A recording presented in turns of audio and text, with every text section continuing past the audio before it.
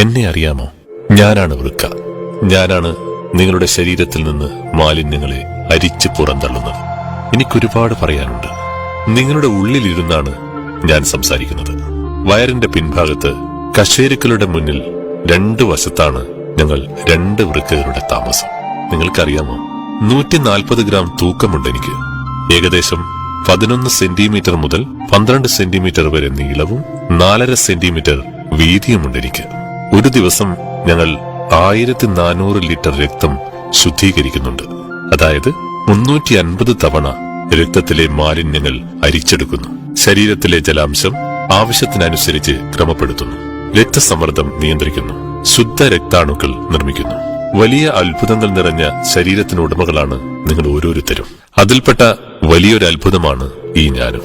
നിങ്ങളുടെ ആരോഗ്യത്തിൽ ഇത്രയധികം ശ്രദ്ധിക്കുന്ന ഞങ്ങളെ നിങ്ങൾ ഓർക്കാറുണ്ടോ? ഒരു വൃക്കയിൽ 10 ലക്ഷം നെഫ്രോണുകളുണ്ട്. അഥവാ വൃക്ക കോശങ്ങളിലൂടെയാണ് ശരീരത്തിലെ രക്തം ശുദ്ധീകരിക്കുന്നത്. ഞങ്ങൾക്കുള്ളിലെ നേരിയ കുഴലുകൾക്കുള്ളിലൂടെയാണ് ശുദ്ധീകരണ പ്രക്രിയയുടെ ഭാഗമായി രക്തം ഒഴുകിക്കൊണ്ടിരിക്കുന്നത്. നിങ്ങൾ അത്ഭുതപ്പെടും. ഈ കുഴലുകൾ നിസ്സാരമല്ല. നിവർത്തിവെച്ചാൽ ഇവയ്ക്ക് 100 കിലോമീറ്ററോളം നീളം വരും. ഇപ്പോ വല്ലാത്തൊരടുപ്പമുണ്ട് നമുക്ക്. ദാ കൈ ചേർത്ത് പിടിക്കൂ. ഞാനില്ലെങ്കിൽ നിങ്ങളില്ല, നിങ്ങളില്ലെങ്കിൽ ഞാനുമില്ല, ഞാനില്ലെങ്കിൽ നിങ്ങളില്ല, നിങ്ങളില്ലെങ്കിൽ ഞാനുമില്ല. നോക്കൂ, ഞാനൊരു രോഗിയെ പോലെ.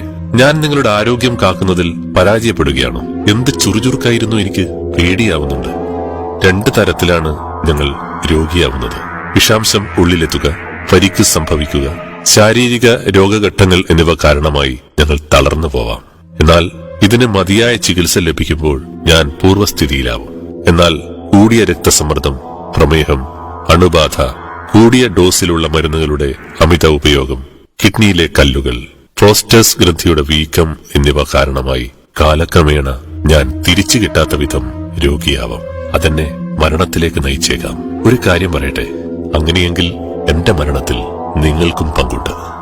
നിങ്ങൾ ചർമ്മകാന്തിയിലും ശരീരാഴകിനും ശ്രദ്ധാലുവായിരിക്കുമ്പോഴും ഞാൻ ആശിക്കാറുണ്ട്, ശ്രദ്ധയോടെ എന്നെ ചേർത്ത് പിടിച്ചെങ്കിലെന്ന്. ഭാവിയിൽ വൃക്ക നശിച്ച് ഡയാലിസിസിനോ വൃക്ക മാറ്റിവെക്കലിനോ വിധേയമാവേണ്ട അവസ്ഥ വരാതിരിക്കാൻ ഏറെ കരുതലുകൾ വേണം. വലിയ കാര്യങ്ങൾ പറയും മുമ്പ് ഒരു കാര്യം. രോഗം പൊടുന്നനെയല്ല കയറി വരുന്നത്. പലവട്ടം ലക്ഷണങ്ങളെ പറഞ്ഞുവിടും. പക്ഷേ ഒന്നുകിൽ നിങ്ങൾ ലക്ഷണങ്ങളെ അവഗണിക്കും, അല്ലെങ്കിൽ തെറ്റായ ചികിത്സകൾ നൽകും. ഫലമോ ലക്ഷണങ്ങൾ മൂർച്ഛിച്ച് ലക്ഷണമൊത്തൊരു രോഗിയായിട്ടുണ്ടാവും. അപ്പോഴാണ് കാര്യങ്ങൾ കൈവിട്ടുപോയ വിവരം നിങ്ങൾ അറിയുന്നത്.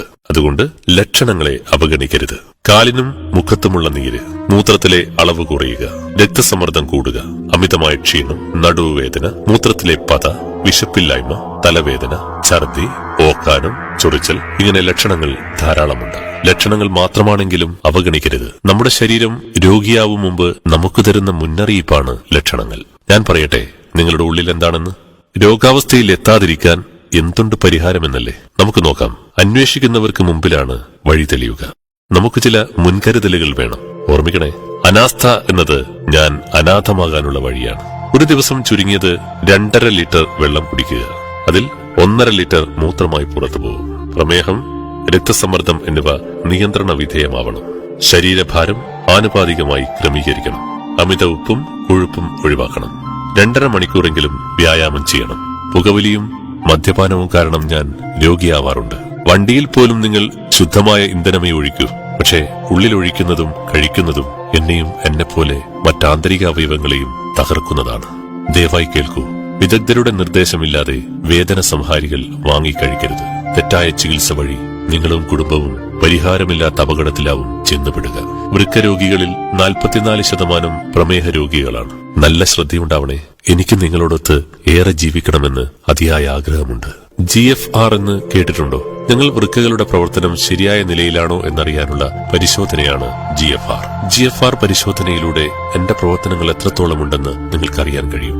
അതുപോലെ urine micro albumin, creatine, BP എന്നിവയും പരിശോധിക്കണം. ആവശ്യമെങ്കിൽ സ്കാനിംഗ് ചെയ്യണം. ഞെട്ടലോടെയാണ് ഞാനും കേട്ടത്. ഇന്ത്യ പ്രമേഹ രോഗ വിഷയത്തിൽ ലോകത്തിന്റെ തലസ്ഥാനമാണത്രേ. എന്നെ നശിപ്പിക്കുന്നതിൽ പകുതിയും പ്രമേഹമാണ് വില്ലൻ. രക്തത്തിലെ ഗ്ലൂക്കോസിന്റെ അളവ് കൂടിയ അവസ്ഥയാണ് പ്രമേഹം. കഴിക്കുന്ന ഭക്ഷണത്തിൽ നിന്ന് വയറ്റിലുള്ള പാൻക്രിയാസ് ഗ്രന്ഥിയിൽ നിന്ന് ഉൽപ്പാദിപ്പിക്കുന്ന ഇൻസുലിൻ എന്ന ഹോർമോണാണ് കരളിലേക്കും മസിലിലേക്കും ഗ്ലൂക്കോസ് എത്തിക്കുന്നത്. കരളിലൂടെയാണ് ഗ്ലൂക്കോസ് രക്തത്തിലെത്തുന്നത്. ഗ്ലൂക്കോസ് പരിധിയിലധികമാവുന്നതോടുകൂടി മൂത്രത്തിൽ ഗ്ലൂക്കോസ് കണ്ടു തുടങ്ങും. ഇടയ്ക്കിടെ മൂത്രമൊഴിച്ചുകൊണ്ടിരിക്കും. പിന്നെ ദാഹവും വിശപ്പും കൂടും. 200 ദശലക്ഷം പ്രമേഹ രോഗികളുണ്ട് ലോകത്ത്. ഓരോ 8 സെക്കൻഡിലും ഒരാൾ പ്രമേഹം മൂലം മരണപ്പെടുന്നുണ്ട്. ജനിതകമായി തന്നെ പ്രമേഹത്തിന് ധാരാളം സാധ്യതയുണ്ട്. ഇതുപോലെ നമ്മുടെ ജീവിതശൈലി, അമിത ഭക്ഷണം, വ്യായാമത്തിന്റെ കുറവ് ഇവയെല്ലാം നിങ്ങളെ പ്രമേഹ രോഗിയാക്കാം. എനിക്ക് മാത്രമല്ല, ജീവിതത്തിന് തന്നെ ഭീഷണിയാണ് നിയന്ത്രിതമല്ലാത്ത പ്രമേഹം. ചികിത്സിക്കാത്തതും നിയന്ത്രണമില്ലാത്തതുമായ പ്രമേഹം ക്രമേണ നിങ്ങളുടെ രക്തക്കുഴലുകൾ കേടുവരുത്തും. എന്നെ മാത്രമല്ല, കണ്ണും ഹൃദയവും പാദങ്ങളും എല്ലാം നശിപ്പിച്ച് പക്ഷാഘാതം വരെ വരുത്തിവെക്കുന്ന പ്രമേഹത്തെ സൂക്ഷിക്കുന്നതിലൂടെ നിങ്ങൾ നിങ്ങളെ സൂക്ഷിക്കുന്നു.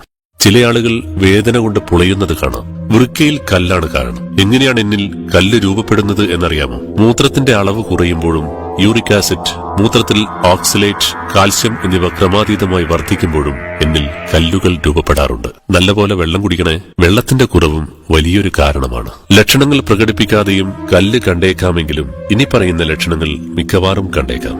വയറുവേദന, മൂത്രത്തിൽ രക്തം, മൂത്രത്തിൽ തരികൾ, ഇടയ്ക്കിടെ മൂത്രമൊഴിക്കൽ. കല്ല് വരാതിരിക്കാൻ ചില മുൻകരുതലുകൾ വേണം. കാരണം നമ്മളെ നമ്മൾ തന്നെയാണ് സൂക്ഷിക്കേണ്ടത്. ധാരാളം വെള്ളം കുടിക്കണം. കല്ലുകളുടെ അവസ്ഥയ്ക്കനുസരിച്ച് ഭക്ഷണത്തിലും ക്രമീകരണം വരുത്തണം. ആരോഗ്യപ്രദമായതും ശുദ്ധമായതുമായ പാനീയം മാത്രമേ കുടിക്കാവൂ. ഉപ്പിന്റെ ഉപയോഗം കുറയ്ക്കാം. മൂത്രം ഏറെ നേരം പിടിച്ചു നിർത്തരുത്. മദ്യവും പുകവലിയും ഉപേക്ഷിക്കണം. കാരണം നിങ്ങളെ മാത്രമല്ല, നിങ്ങളുടെ കുടുംബത്തെയും അത് നശിപ്പിക്കും. കല്ലുകളുടെ സ്ഥാനവും വലുപ്പവും നിർണയിച്ചാണ് ചികിത്സ എങ്ങനെയെന്ന് തീരുമാനിക്കുന്നത്. മൂത്രപരിശോധന, എക്സ്റേ, വിവിധതരം സ്കാനിങ്ങുകൾ, യൂറോഗ്രാം ടെസ്റ്റ് എന്നിവയിലൂടെ കല്ലുകളുടെ സ്ഥാനവും വലുപ്പവും കണ്ടെത്തുന്നു. ഒരിക്കലും സംഭവിക്കരുതേ എന്ന പ്രാർത്ഥനയോടെ ഒരു കാര്യം ചോദിച്ചോട്ടെ. നാം വേർപിരിയേണ്ടി വന്നാൽ, ഞാനില്ലാതായാൽ നിങ്ങൾ എന്തു ചെയ്യും? 2 വഴികളേ ഉള്ളൂ. ആഴ്ചയിൽ 3 തവണ ഡയാലിസിസ് ചെയ്ത് മുന്നോട്ട് പോവുക. എനിക്ക് പകരം മറ്റൊരു വൃക്ക കണ്ടെത്തുകയാണ് മറ്റൊരു വഴി. രണ്ടിനുമുണ്ട് ഏറെ പണച്ചെലവ്. ഒരു സത്യം പറയട്ടെ, ഞാൻ നിങ്ങൾക്ക് വേണ്ടി പ്രവർത്തിച്ചതിന്റെ 25% മാത്രമാണ് മാറ്റിവെച്ച വൃക്ക പ്രവർത്തിക്കുക. അതുപോലെ ഞാൻ നിർവഹിക്കുന്നതിന്റെ 15% പ്രവർത്തനങ്ങൾ മാത്രമേ ഡയാലിസിസിലൂടെ നടക്കുന്നുള്ളൂ. ഇപ്പോൾ മനസ്സിലായില്ലേ ഞാൻ നിങ്ങൾക്ക് എത്രമാത്രം വേണ്ടപ്പെട്ടവനാണെന്ന്? അതുകൊണ്ട് എനിക്ക് നാശം സംഭവിക്കുന്ന ഒരു കാര്യവും ചെയ്യില്ലെന്ന് ഇന്നു തന്നെ തീരുമാനിക്കണം. ഇനി ഡയാലിസിസിനെ കുറിച്ച് പറയാം.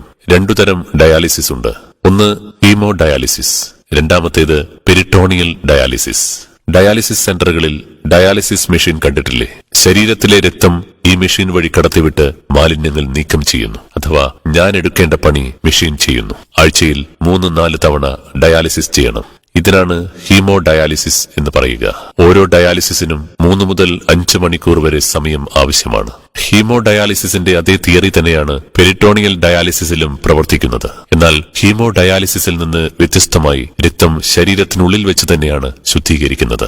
വയറ്റിൽ സ്ഥാപിച്ച കത്തീറ്ററിലൂടെ പെരിറ്റോണിയൽ കാവിറ്റിയിലേക്ക് ഡയാലസൈറ്റ് എന്ന പ്രത്യേക ദ്രാവകം കടത്തിവിട്ട് 30 മിനിറ്റിനു ശേഷം തിരിച്ചെടുക്കുന്നു. ഈ പ്രക്രിയ മുഖേന മാലിന്യങ്ങൾ വേർതിരിക്കപ്പെട്ട് രക്തം ശുദ്ധീകരിക്കുകയാണ് ചെയ്യുന്നത്. ഞാൻ പറയുന്നത് ജീവിതത്തെക്കുറിച്ചുള്ള അറിവുകളാണ്. ഞാനും എന്നെപ്പോലുള്ള ആന്തരിക ഭാഗങ്ങളും എല്ലാ സമ്പത്തിനും മുകളിലാണ്. അതുകൊണ്ട് ശരിയായ സൂക്ഷ്മതയും മുൻകരുതലുകളും കൈക്കൊള്ളുന്നത് മെച്ചപ്പെട്ടതും ആരോഗ്യപ്രദവുമായ ജീവിതത്തിനു വേണ്ടിയാണ്. ഈ ചിത്രം കണ്ടോ? ഇതാണ് ശരിയായ എന്റെ ചിത്രം. ദാ ഇത് കണ്ടോ? ഇങ്ങനെയാണ് ഡയാലിസിസിന് വിധേയമാവുന്ന ആളുടെ വൃക്കയുണ്ടാവുക. സാധാരണ ഡയാലിസിസിന് ഒരു മാസം 20,000 രൂപയ്ക്ക് മുകളിൽ ചിലവ് വരും. വൃക്ക മാറ്റിവെക്കാൻ 5 ലക്ഷം മുതൽ 10 ലക്ഷം വരെ ചിലവാകും. അതുകൊണ്ട് ഞാൻ പിന്നെയും പറയുന്നു, എനിക്ക് കേടുവരാതെ നോക്കണം. കേടുവന്നാൽ നാം തമ്മിൽ പിരിയുകയാണെന്നർത്ഥം. പിന്നീട് എന്നെ ചികിത്സിച്ച് നന്നാക്കാൻ കഴിയില്ലെന്ന് എപ്പോഴും ഓർത്തിരിക്കുക. പ്രതിരോധമാണ് ഏകമാർഗം. പ്രതിരോധം നിങ്ങളുടെ കടമയായി ഏറ്റെടുക്കുക. നാരുകളടങ്ങിയ പഴങ്ങളും പച്ചക്കറികളും ഭക്ഷണത്തിൽ ഉൾപ്പെടുത്തൂ. ശരിയായതും മിതമായതുമായ ഭക്ഷണശീലത്തിന്റെ ഉടമയാവുക. വിലമതിക്കാനാവാത്തതാണ് ശരീരവും ആന്തരിക അവയവങ്ങളും. ഞാൻ എന്നും നിങ്ങളോടൊപ്പം ഉണ്ടാവണമെന്ന് നിങ്ങൾ ആഗ്രഹിക്കുന്നില്ലേ? നിങ്ങളുടെ അകത്തിരുന്ന് നിങ്ങൾക്കായി ജീവിച്ച് ഇനിയും എനിക്ക് കൊതി തീർന്നിട്ടില്ല. നിങ്ങൾക്കകത്തിരുന്ന് എനിക്ക് നിങ്ങളെ കാണാം. നിങ്ങളുടെ ശരീരത്തിന്റെ ഉള്ളിൽ സംഭവിക്കുന്ന ഓരോ കേടുപാടുകളും ഞാൻ കാണുന്നുണ്ട്. തെറ്റായ ജീവിതശൈലിയാണ് മിക്ക കേടുപാടുകൾക്കും കാരണം. നമുക്ക് മാറാം. ആരോഗ്യം സർവധനാൽ പ്രധാനമാണ്.